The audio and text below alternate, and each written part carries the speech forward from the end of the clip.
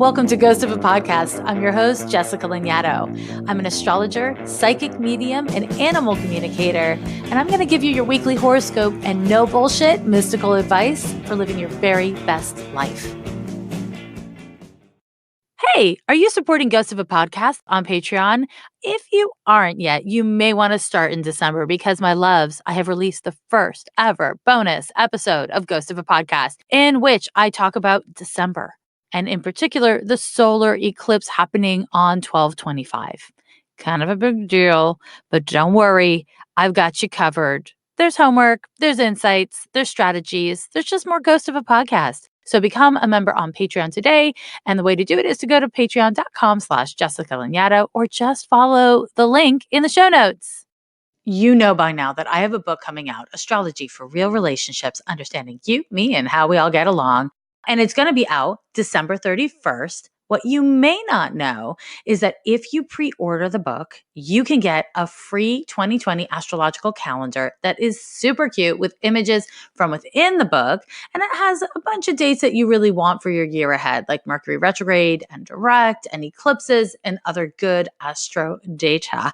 All you have to do is pre-order the book, and whenever you can, shop small, shop local, pre-order the book, get your receipt, and then follow the link that is in the show notes here and also on my website to enter your receipt, and then you will get to download your own free 2020 astrological calendar. You need it. You want it. What are you waiting for? Welcome back to Ghost of a Podcast.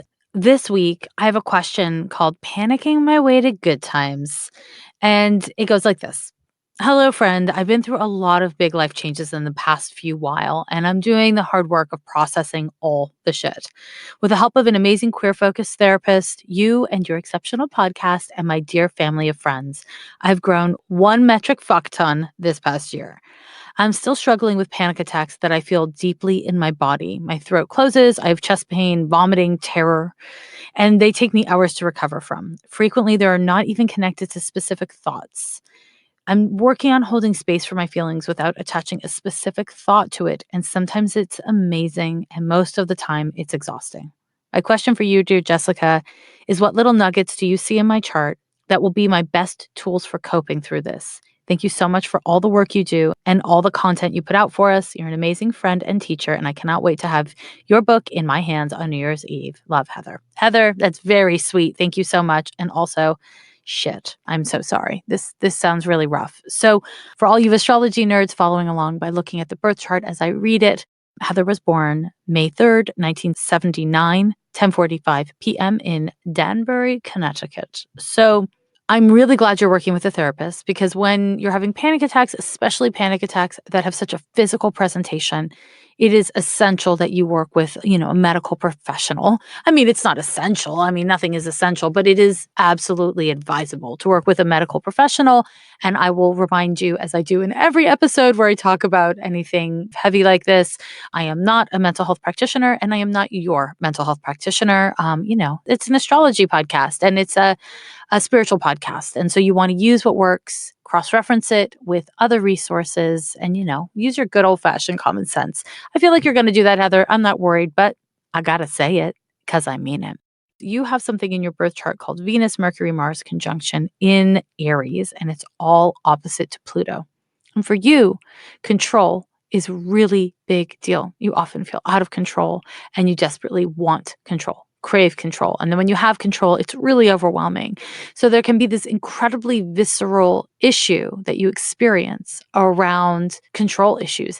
And because Mars is involved, because these 3 planets are at the bottom of your chart, unfortunately, it can have a very visceral impact. So the things you're dealing with now that you mentioned in your question, I don't know if they're new or not, but I imagine that if they are worse or new, it's on a continuum of something you've experienced throughout your life. I also want to say that in 2019, Saturn has been hitting all 4 of these planets, Venus, Mercury, Mars, and Pluto. And what that means is you've been feeling pressure around a part of you that tends to shut all the way down, or like turn on every light in the house and just turn everything all the way up. So if you're trying to repress or hold something back, these transits throughout 2019 have really felt like you were under a lot of heavy things. You're just kind of being pushed down by your thoughts, your feelings, your circumstances, the world. And so I want to say a couple things. The first thing is it's almost over. These transits will be done by the start of the year, the start of 2020. Okay, so that's good news. That particular series of transits is just about over. So some of this pressure is going to ease in the new year. Now, the other thing is that the reason why we go through Saturn transits is so that we are forced to practically deal with what is and isn't working in our coping mechanisms. That's kind of cool. I mean, it sounds cool when I say it. It feels awful when you're going through it. Nobody enjoys it. I can promise you this. Nobody enjoys it. So it sounds to me from your question like you've been doing what Saturn wants of you. You've been doing the work. You've been working with a therapist. You've been doing your self-help things. You've been doing the exhausting and slow work of taking care of yourself in a real way. The downside of this is Saturn doesn't tend to give us really quick results. Saturn tends to drag things out a bit. And not because Saturn's a jerk. I mean, Saturn is a jerk. But because you want to think about it as like it's related to pruning, to cutting things back. It's not a time for things to come forward. It's time to cut back the habits, the attitudes, the beliefs, the people, the dynamics in our lives that are not working for us in a real way. You have been going through a lot of Saturn stuff. However, Uranus has been forming a trine to your natal Saturn, which means you have been developing tools, and this just started in the past couple months, but you have been developing tools that are actually working, that will actually serve you in the long term. So for the next approximately year, that will continue to be the case. You will continue to find people and resources that actually make sense for you. And so you might not see a meteoric shift. You might not see an instant correction, but you are developing the tools that you need in order to sustain a healthy life. And for you, a healthy life might look really different than for someone else. And that's okay. And we'll get into it. But when I look at your chart, it does look like there's a couple of things to acknowledge. One is, I don't know if you had dealt with an abusive childhood or if you were raised with people who had mental illness, untreated mental illness, or if you are simply the recipient of a lot of inherited trauma. But certainly you got one, if not all of those going on based on your birth chart. The work of your birth chart, like everything in your birth chart really points you towards this particular thing. You have something called Saturn conjunction to North Node in Virgo. And that Saturn conjunction to the North Node in Virgo indicates that on a soul level, you've come here to figure out what ways you need to live. In practical terms, what ways you need to live. What are the actions? What are the behaviors that you need to follow through with in order to be healthy and right with yourself, mentally, physically, all of it? The highest articulation of this Virgo energy is really to do with being here for the process, being here for the steps. Again, it's an earth sign, so it's really about the steps. Whatever it is that you're doing at this time, this incremental progress thing, stick with it. Maybe you need to even further simplify it. But simple is what wins with this Saturn North Node conjunction. Simple is what wins. For you, it needs to be paired with spiritual conviction. And the reason why I say that is because you have a Neptune conjunction to the ascendant. A Neptune conjunction to the ascendant makes you very sensitive, incredibly sensitive. People who have this often will experience various forms of dysmorphia or anxiety. And it's because, from a spiritual perspective, your auric field is just really, really permeable. And that permeability impacts you. It impacts you spiritually, emotionally, mentally, physically. The key here is honoring your vision, honoring your spirituality, honoring what you believe in, and not doing that in isolation. In other words, not doing it outside of your life, just like at a retreat, but doing it as a daily practice. For you, having healthy boundaries is essential. Oh my God. It is so essential for wellness. And unfortunately, Neptune is squaring your ascendant. This is a 2-year transit. It began this year, and it makes you more permeable. It makes you more sensitive. So I say unfortunately because you don't need to be more permeable. You don't need to be more sensitive. This transit can be associated with increased anxiety. Now, because you have Neptune on the ascendant, for you, it might be a little bit easier than it is for someone else because you're used to what Neptune feels like. It's kind of like as per usual, right? And so, what I want to say the upshot is here the next 2 years of your life are all about boundaries. They are all about boundaries. It's about recognizing that you yourself are responsible for your choices. You are not a victim. That doesn't mean that you don't feel awful and that you don't need support and help and for people to be able to see that you're struggling and you need support. But to align yourself with where you are making choices, to align yourself with the resources you do have, and to align yourself with the progress you have made. It will really make the work that you're doing easier to bear. So it won't necessarily quicken the work, but it'll make the work easier. Now, a big part of having boundaries for you is about your body. It's really about your body. So again, I'm not totally surprised to hear that you've had a really physical presentation of anxiety. In your birth chart, you have a Uranus opposition to the sun, and both of those two planets form a T square to the moon. And this does a lot of things, but one big thing it does is it makes your central nervous system really, really sensitive and it makes you restless. So this isn't terribly easy in concert with the Neptune stuff because both Uranus and Neptune govern anxiety in very different ways. Uranus is nervous system-y and Neptune is more auric field anxiety. And so the key here is for you to find your footing, to stay grounded. And so what that means is being really conscientious about your diet, your physical diet. Now, again, don't take dietary advice from an astrologer, and certainly don't take dietary advice from an astrologer on a podcast. That said, when I look at your birth chart, I really think you need to be incredibly conscientious about your iron and mineral content in your diet. You really need vitamin D. You really need, and I don't mean vitamin D. I mean vitamin D, actual vitamin D. You need to think about fortifying your system. Really, that Neptune on the ascendant can often confer iron deficiencies, and it often inclines a person to want to be vegan. There's a way that we need to figure out how to live in accordance with our values that isn't self-sacrificing, that doesn't turn us into a martyr, right? This is really an important part of doing the work. And I imagine that if there's vomiting as one of the symptoms of your anxiety and your panic attacks, that eating is kind of complicated for you. And so I do want to encourage you, if you can, to be incredibly conscientious about finding ways of consuming everything you need in order to have a healthy, thriving body.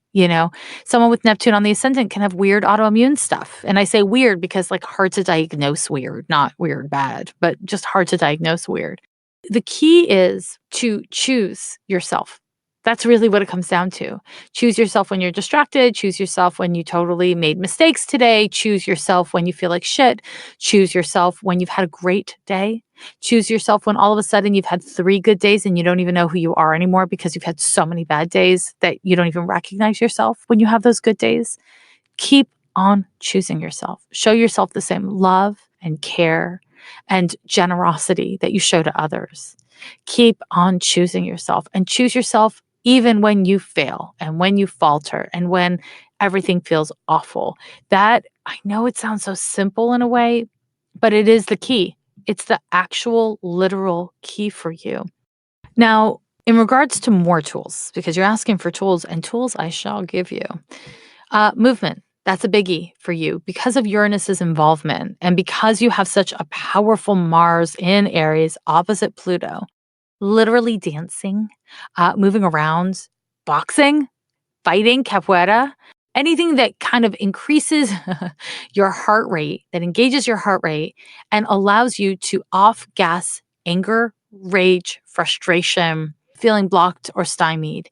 Anything that you can do that will be a healthy release for those feelings will be really, really helpful for you.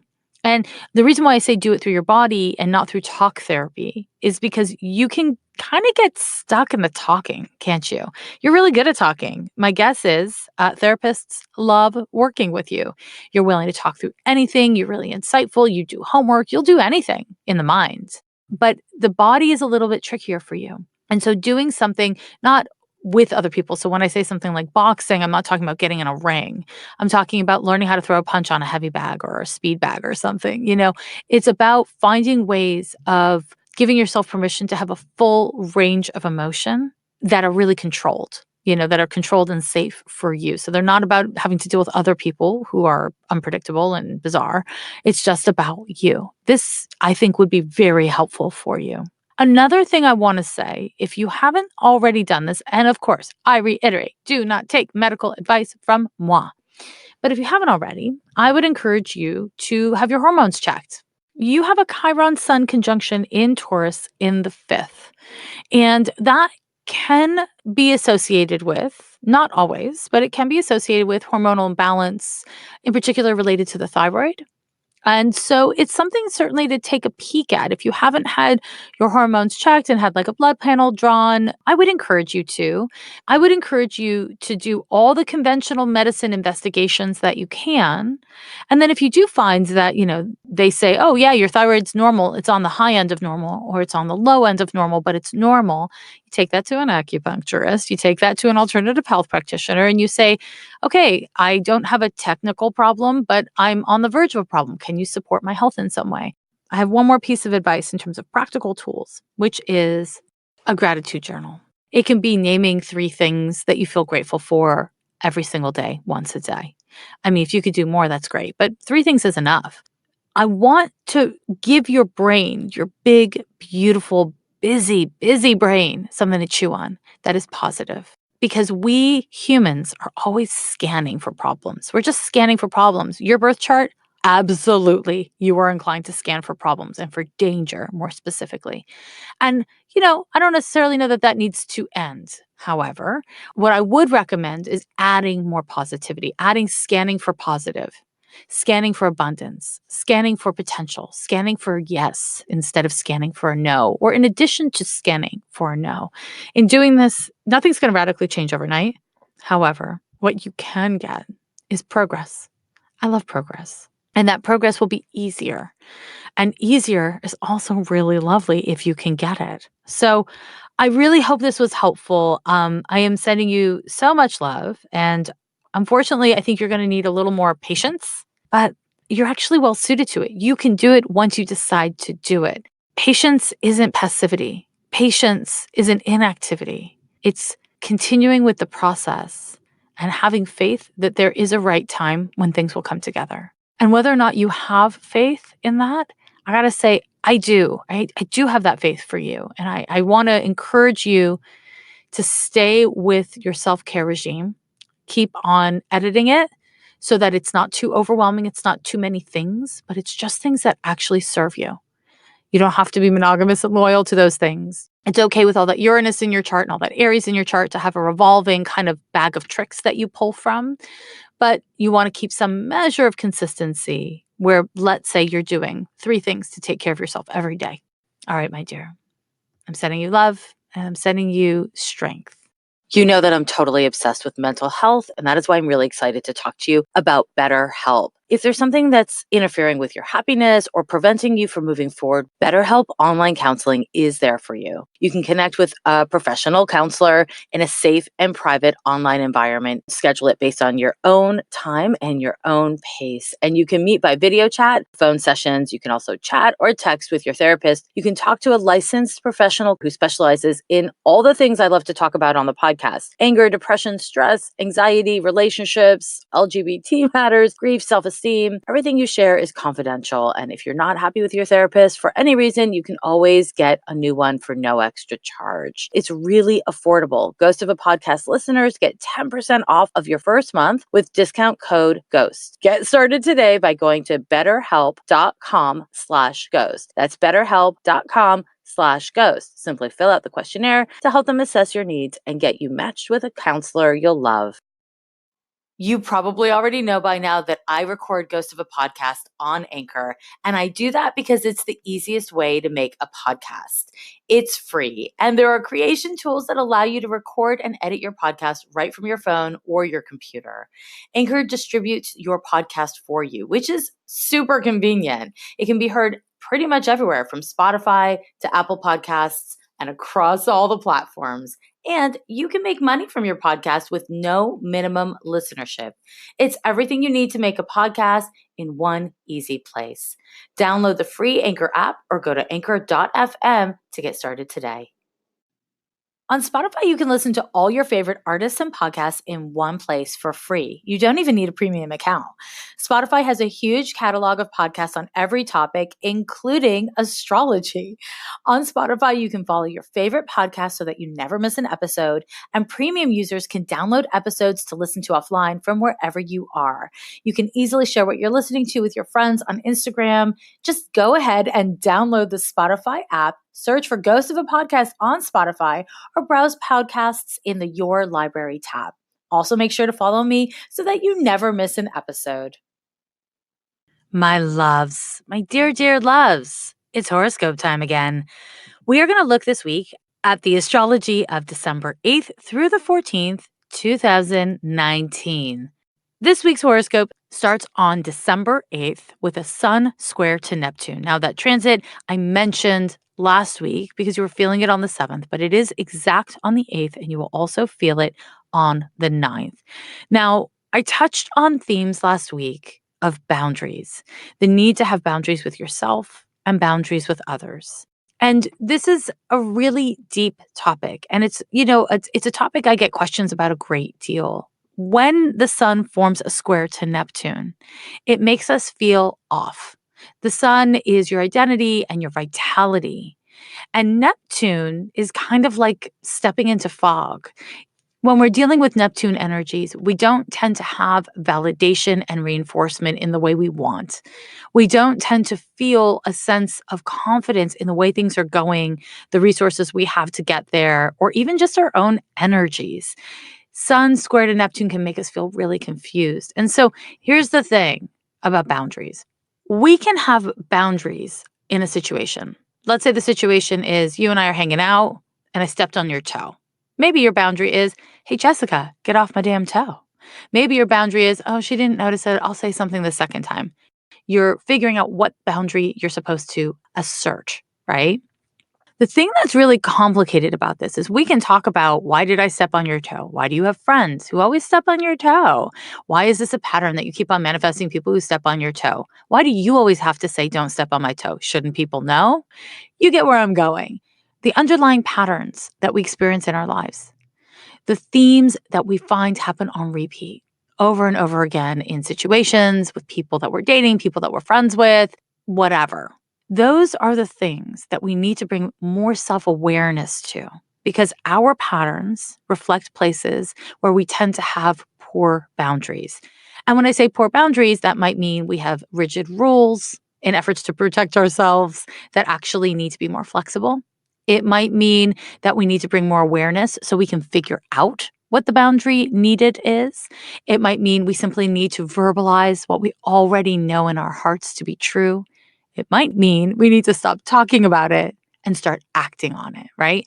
So if I keep on hanging out with you and I keep on stepping on your toe and you keep on saying, hey, Jessica, it sucks when you step on my toe hurts, and I keep on doing it anyways, even if I hug you and say I'm sorry, at a certain point, don't you want to maybe consider not hanging out with me because your damn toe hurts? Because obviously I don't care about you and your sweet toe.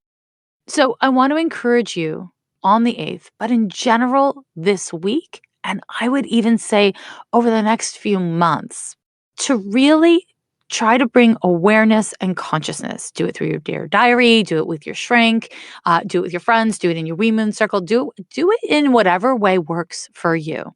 Try to bring consciousness to the patterns that are underlying in your life, the things that you seem to be on a groundhog day around, because those things are not inevitabilities. They are not universal either.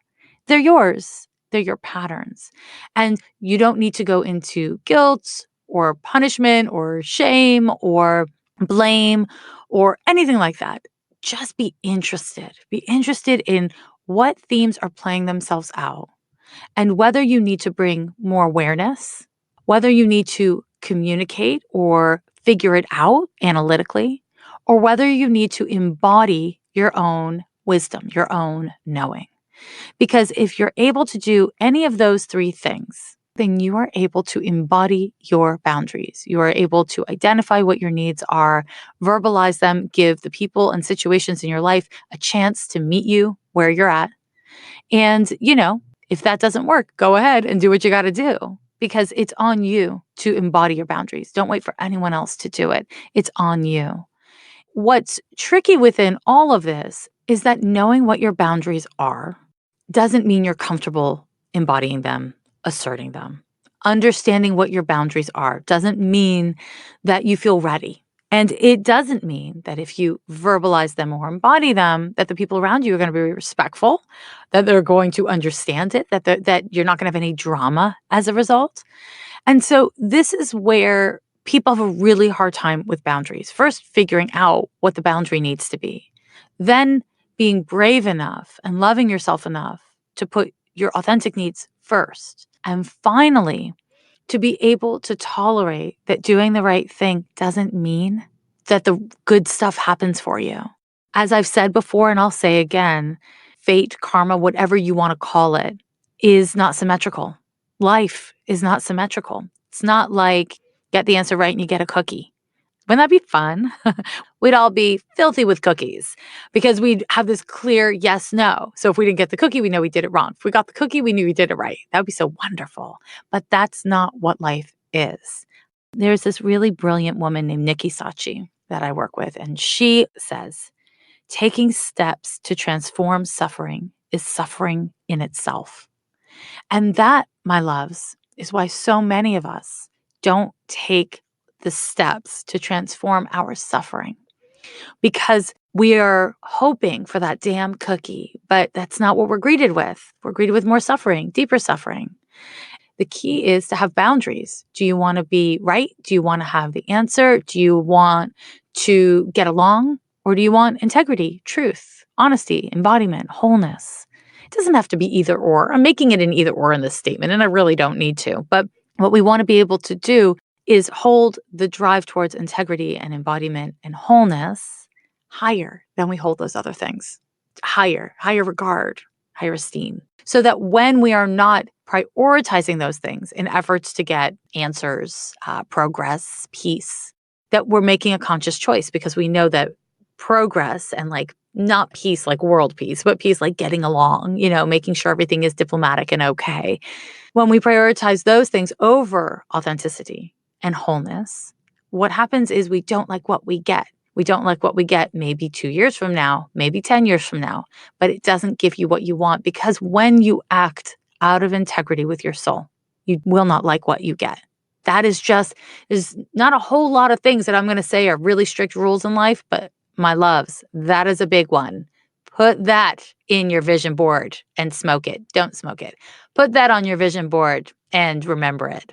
So all to say, Sun square Neptune, you're going to feel it exact on the 8th and on the 9th. You may find yourself dealing with some sort of anxiety or kind of demoralized or exhausted feelings. Don't worry. It won't last. I promise. It shan't last, my loves. Now, on the 9th, Mercury moves into Sagittarius. Mercury in Sagittarius is a fast pace of connection, which is super fun. I'm not going to give you too much on this, but I will say Mercury in Sagittarius is great for visualization. It's a fun transit. It's not going to last too long. So on the 11th, December 11th, we have a full moon in Gemini at 9:12 p.m. So if you're on the east coast of North America, if you're in Europe, then it's actually on the 12th. So the sun is in Sagittarius, the moon is in Gemini, and they are at 20 degrees. This particular full moon comes with a lot in it. First of all, it forms a wide T-square to the planet Neptune. And this reiterates the theme I was talking about with boundaries, with locating yourself. And the sign of Gemini and the sign of Sagittarius are both concerned with data and truth, but in really different ways because opposite signs govern opposite poles of one singular energy, one strong line of energy. And so what we're looking at here is Forest or the trees? What are you going to focus on? And because of Neptune forming a square to both the sun and moon, we may feel around this full moon a real sense of anxiety around not being sure. Should I focus on the big picture? Should I focus on the details? Should I focus on the forest? Should I focus on the trees? And that anxiety that Neptune brings up is generally because we don't know and we feel like we should know or we want to know. So, my advice to you is to step into the not knowing, to allow yourself to be present with uncertainty and to practice non attachment to what it needs to look like, but get clearer if you can about what you want to feel like. And that requires you to really prioritize treating yourself as you wish to be treated, honoring yourself as you wish to be honored, and even loving yourself as you wish to be loved. No big deal, just everything, you know? In this full moon chart, we also have Saturn and Pluto sandwiching sweet, tender Venus in Capricorn. This is a really intense conjunction. Unfortunately, Saturn, Venus, Pluto conjunction is likely to bring up a sense of scarcity of love, scarcity of resources.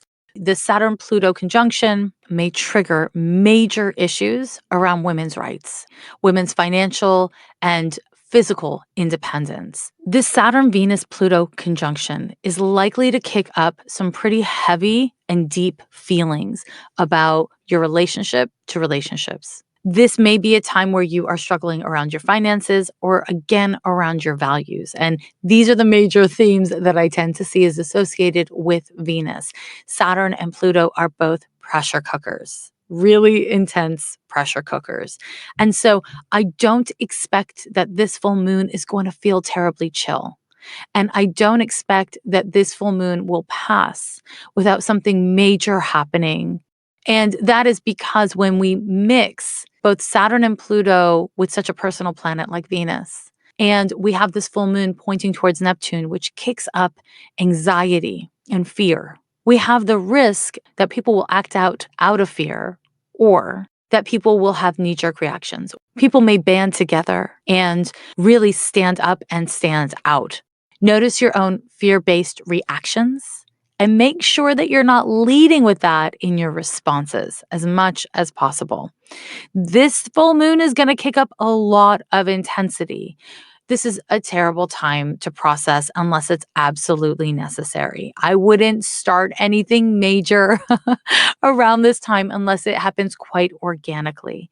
The feelings that you have around now, and also the feelings that everyone you're dealing with is having around now, are likely to be really intense and heavy and concerned with things that feel really personal. But also where we have Pluto, we have shame. We have places where we feel alone, like we alone are dealing with something and we alone have to fix it.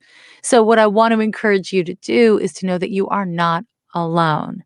Reach out to people if you can. Now, unfortunately, if you've been dealing with any kind of addiction stuff, whether we're looking at substance abuse or too much TV, too much online shopping, obsessively stalking someone's Insta stories, whatever it is, both Neptune and Pluto with the Sun, Moon, and Venus and Saturn can all trigger addictive tendencies. So if you can, do what I was saying a bit earlier. Pay attention to the underlying mental and emotional patterns that compel you or inspire you to act in ways that essentially try to soothe, distract, or punish emotions that you're having.